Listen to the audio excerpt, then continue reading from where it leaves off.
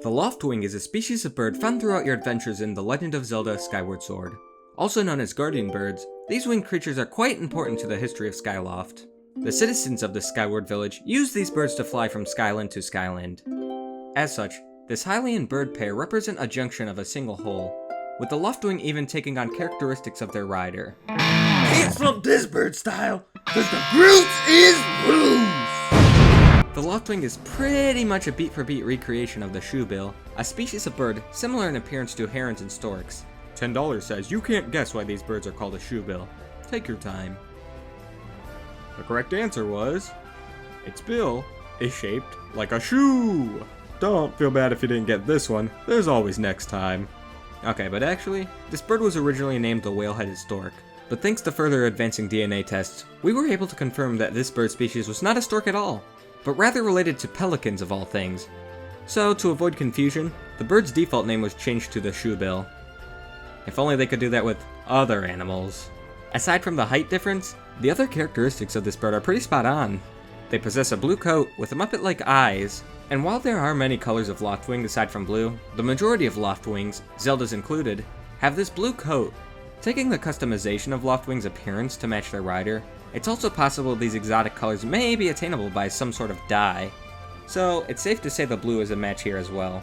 Even their head feathers are longer than the rest of their body's feathers. So you could set the Groot loose in real life! Even their flying patterns are similar to that of the Loftwing. The similarities don't even stop at just the appearance though. Shoebills are very docile around humans, even allowing humans to approach them as long as they don't tick them off. That said, they are not pacifists. They will attack if they feel threatened. They've been known to attack other Shoebills, larger storks, and even goddamn crocodiles. A human is obviously not immune either, and make sure you know your place by giving you an intimidating glare. Best back off. The only significant appearance variation comes with the Loftwing's elegant tail, which is absent on the Shoebill.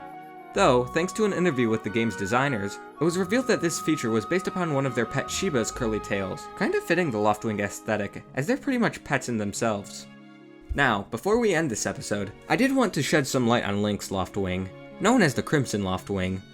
Originally thought to be extinct, this bird is an extremely rare subspecies of the Loftwing, which could very well be one of the last of its kind. Taking into account how rare this bird is, how would you treat the kid who has a literal dinosaur as a pet? You bully him like there's no tomorrow! The Groot cannot be chained!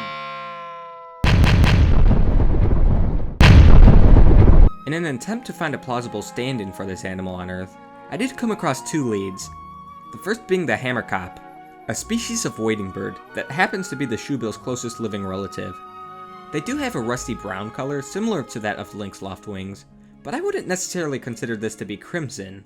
Additionally, this bird is smaller and more common than the Shoebill, so it's hard to pitch this bird as on the brink of extinction as it is in Skyward Sword. My other lead, on the other hand, that one's a bit more interesting. While there are no living subspecies of the Shoebill, there are two extinct species of bird discovered that have many characteristics. These characteristics go so far that they've been categorized in the same family with the Shoebill, even though we've never seen one in documented history. Enter the Goliathia and the Palodiavis. While we obviously don't know the color of these species, those previously mentioned characteristics do set them as a good candidate. Also, considering how long ago in the past Skyward Sword takes place, spoiler alerts by the way, it's possible this bird may have been around during the time on Earth. Additionally, the Oramopezis was a third species of extinct bird, this one much larger than that of the Shoebill, so this bird could also be a possibility as it accounts for the humongous size of the Loftwing.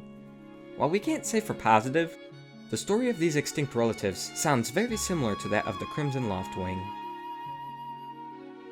Subscribe and like the video if you enjoyed this episode, and leave in the comments what single fictional animal you'd like me to cover in the future. Thank you for watching, and continue to explore the biodiverse.